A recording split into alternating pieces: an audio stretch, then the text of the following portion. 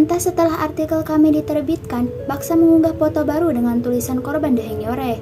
Yoon-soo dan Kim yakin kalau itu bentuk ancaman secara tidak langsung kepada Daehangyore. Kim mendapat kabar akibat artikelnya itu, jadi banyak orang bergabung dan membuat salah satu korban dikenali oleh orang sekitarnya. Dan mungkin itu juga cara Baksa menunjukkan pengaruh serta kendali yang begitu besar terhadap para korban ataupun pihak lain yang mencoba mengusik keberadaannya. Dari situ Kim Won dan timnya merasa bingung harus melakukan apa karena mereka sendiri merasa bersalah atas apa yang terjadi setelah mereka merilis artikelnya.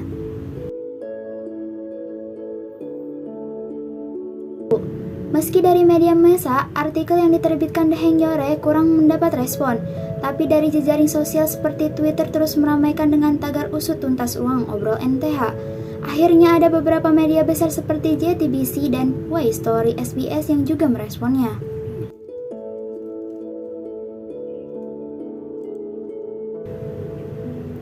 Baik SBS maupun JTBC berusaha mencari informasi bagaimana menghubungi Baksa dan Good. Tiba suatu ketika Baksa menghubungi langsung tim SBS. Tim SBS sendiri agak sedikit heran karena baru kali pertama seorang kriminal menghubungi mereka langsung tanpa menunjukkan rasa takut sama sekali. Baksa seperti menunjukkan rasa percaya diri bahwa mereka adalah penguasa. Baksa bilang pada mereka jika Baksa adalah pengurus agensi detektif swasta, penjual narkoba hingga senjata api di pasar gelap seperti Dark Web, Anonymous, atau lainnya. Baksa juga bilang kalau dia punya jaringan yang luas di luar negeri. Baksa juga sanggup menembak orang jika itu akan menguntungkan dia. Setelah ditanya jika Baksa tinggal di mana, Baksa menjawab kalau dia tinggal di Kamboja, tapi dia juga menyebutkan di Tiongkok. Baksa berkata jika ingin menemuinya harus di hari libur nasional, karena di hari libur nasional dia pasti punya banyak waktu. Tim media gabungan ini tidak percaya dengan apa yang Baksa katakan. Seperti ingin mendapatkan pengakuan diri, Baksa lalu menunjukkan akun Bitcoin-nya kepada mereka. Sepertinya Baksa di sini ingin coba mengintimidasi dan menguasai situs agar media ini merasa takut dan berpikir dua kali jika ingin mencari tahu tentangnya. Secara tidak langsung, Baksa menyebut bahwa dirinya psikopat dalam dunia Telegram.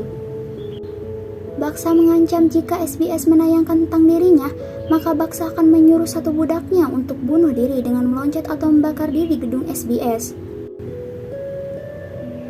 SBS menemui Kim Won dan bertanya tentang ancaman yang Baksa ucapkan benar atau tidak. Kim Won menjawab jika Baksa hanya membual untuk menakuti saja. Kemudian SBS berkoordinasi dengan aparat hukum untuk bersama-sama mengungkap kasus ini hingga akhirnya SBS menayangkan kasus ini menjadi kasus nasional. Semua orang menjadi tahu tentang ruang obrolan NTH dan sosok Baksa hingga Good. Dari sini kasus ini mendapat perhatian luar biasa, bahkan hingga presiden pun dikabarkan ikut membuat pernyataan untuk mengungkap kasus ini. Beberapa waktu kemudian, muncul video wanita yang berisi pernyataan jika dia budak Baksa yang akan bunuh diri dengan meloncat dari gedung Why Story SBS karena media menayangkan sosok Baksa. Tak sampai di situ, Baksa juga mengancam jika JTBC menayangkan hal yang sama, Baksa juga akan melakukan hal yang sama kepada budaknya dengan dinamai korban Spotlight.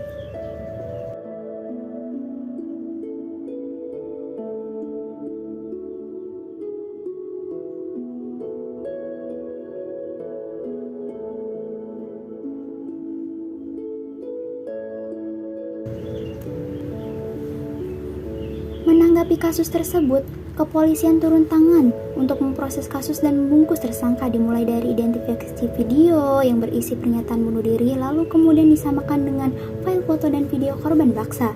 Di samping itu, pihak kepolisian berjaga ketat di gedung JTBC dan SBS.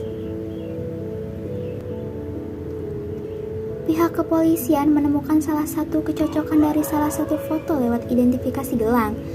Dari latar belakang foto korban yang seperti ada di ruangan perpustakaan, polisi menemukan satu kata yang tertulis sebuah nama sekolah. Dari nama sekolah itu, polisi kemudian mendapatkan informasi tentang data diri korban, dilanjutkan dengan mendatangi kediaman korban.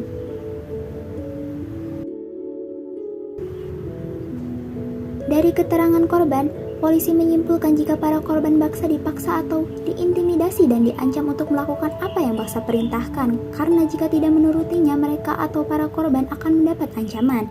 Polisi menjelaskan kepada orang tua korban agar tidak cemas karena polisi akan mengusutnya hingga tuntas. Menurut penyelidikan polisi, Baksa mengelola 3 ruang obrolan yang diperkirakan meraup lebih dari 100 juta won dari ketiga ruangan itu. Ruangan pertama atau kelas biasa bernilai 250.000 won, ruangan kedua 500.000 won, dan kelas VIP bernilai 1 juta won.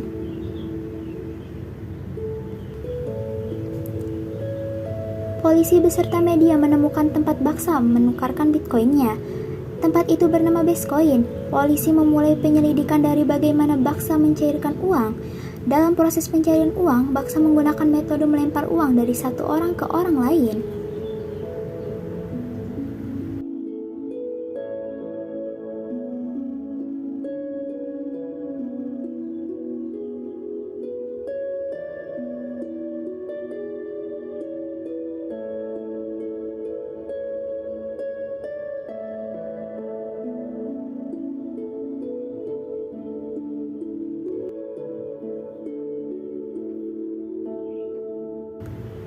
Polisi mencari tahu ID Telegram Baksa K8 Ghost dan menemukan beberapa kasus di masa lalu seperti narkoba, penipuan via telepon, dan jual beli senpi. Dalam kasus ini ada 2 kurir yang bernama Kim dan Lee. Kemudian polisi menyelidiki mereka. Dari keterangan Kim dan Lee, mereka sendiri tidak tahu Baksa itu siapa karena setiap mereka menerima uang, mereka mengirimnya ke hidran kebakaran. Hidran kebakaran ini berada di dalam salah satu apartemen. Disatukan dari keterangan Basecoin, jika Baksa mengirim anak SMP untuk mengambil uangnya. Anak SMP ini adalah tangan kanan Baksa di ruang obrolan NTH yang bertugas membuat dompet Bitcoin dan mencairkan serta mengantarkan uang ke tempat yang sudah ditentukan. Seperti halnya korban lainnya, anak ini juga dipaksa Baksa dan jika tidak mau dia akan diancam oleh Baksa.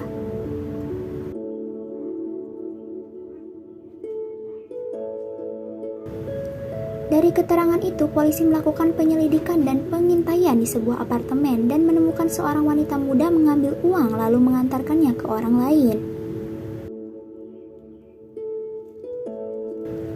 Dilanjutkan dengan menyelidiki seseorang yang menerima uang dari wanita ini. Polisi sempat berpikir karena Baksa bilang berada di luar negeri, pasti uang itu akan dilemparkan lagi pada orang lain lalu diantarkan ke Baksa. Tapi ternyata orang ini malah mengambil atau menerima uang dari orang lain. Polisi menyimpulkan jika orang ini adalah Baksa.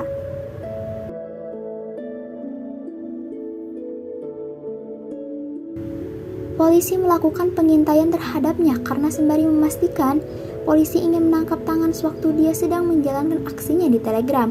Baksa tertangkap di bulan Maret 2020. Baksa yang bernama asli Ko Ji-bun yang berusia 25 tahun tertangkap beserta temannya yang menjadi pengurus ruang obrolan Baksa. Baksa sendiri adalah sebutan dokter bagi warga Korea.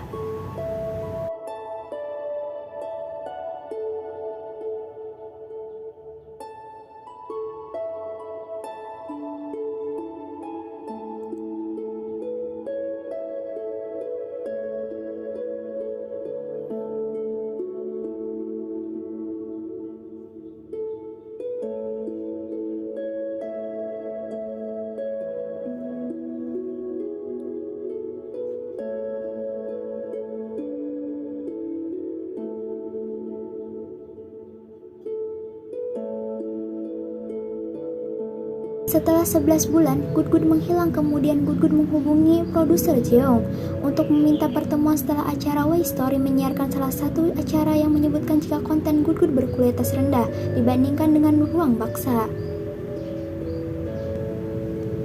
Kemudian Pak Jeong bekerja sama dengan tim merah atau hacker untuk melacak keberadaan Gudgud.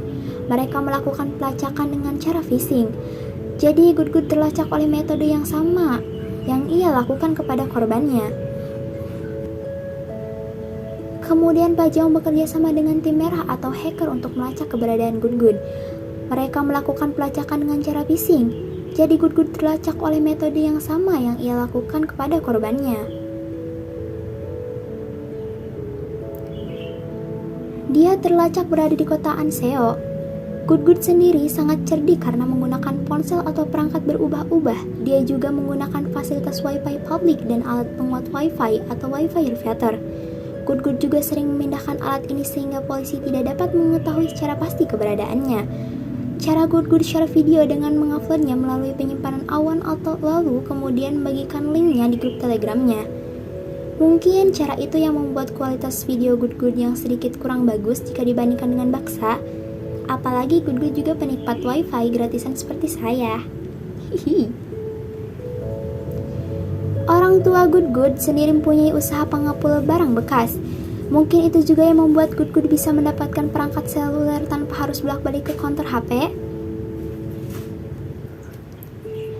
Dari beberapa perangkat yang polisi ambil dari tempat orang tuanya, polisi mencocokkan beberapa ponsel melalui aplikasi yang terinstal.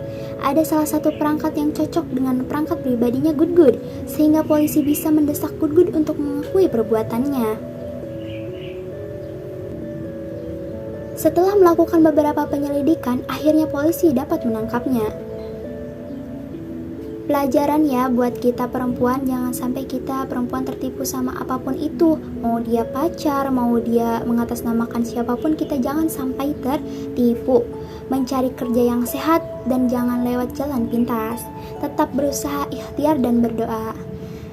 Sebelum diakhiri, jangan lupa like, comment, and subscribe ya Besti ya, oke?